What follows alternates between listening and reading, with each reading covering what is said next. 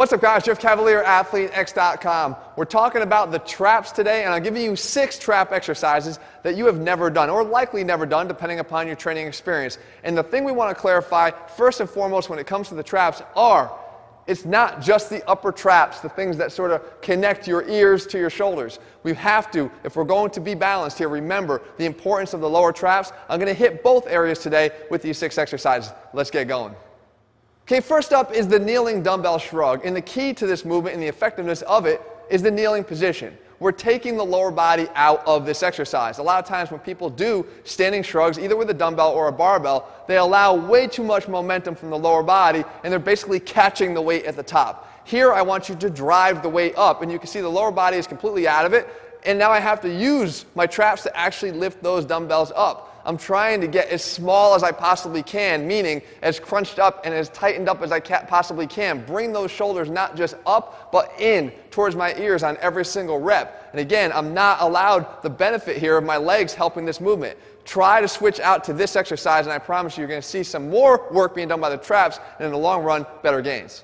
Now let's stay down in that kneeling position for the second exercise, and I mentioned it in the open. The lower traps are incredibly important if you want true shoulder balance and really long-term health of your shoulders. And what we could do here is with 2 cables set down low, reach across and grab the right cable with the left hand and the left cable with the right hand, and now in that same kneeling position, you're just going to try to do what we call here a trap raise, an overhead trap raise. Now we can do this standing with a plate, but again, we're using the same concept of eliminating some of that lower body momentum by getting down onto our knees. And we're going to lift straight up overhead. And you can see as I get all the way up, we want to go as high as we possibly can.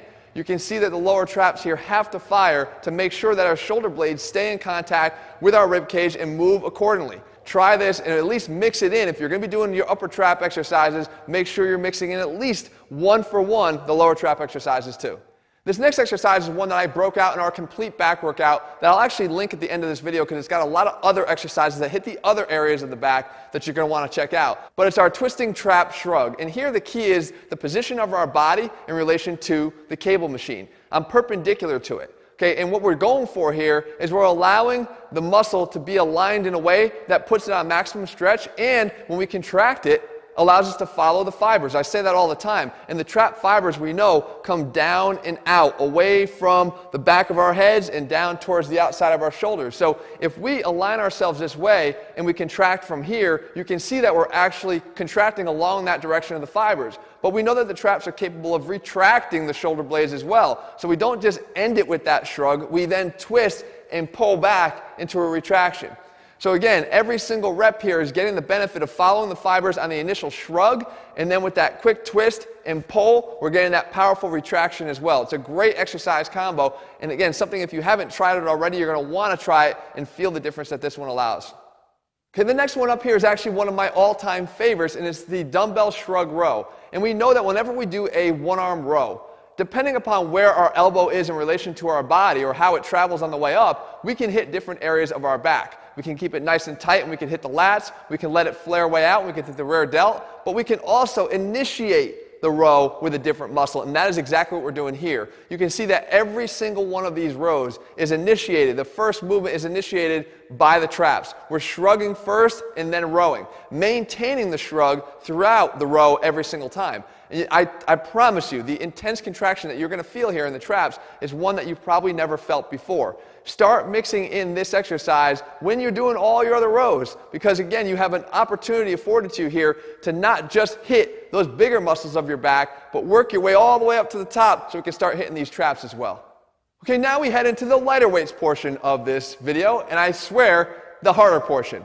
Because if you try this, you might not even be able to navigate through these final 2 exercises with any weight at all, let alone light weights. And we start off with the dumbbell prone press. Now again, this is another one of those incredible lower trap exercises that's going to really be difficult, especially if you've been ignoring these critical muscles all the way along here. So what you want to do is take a pair of dumbbells. I've got 5s here. I promise you, it's very difficult. And what I'm doing is I'm laying on my belly, and I'm going to press the dumbbells straight up overhead, as far as I possibly can up overhead, demanding that the lower traps stabilize throughout this entire exercise, and then not allow the dumbbells to touch the ground below me.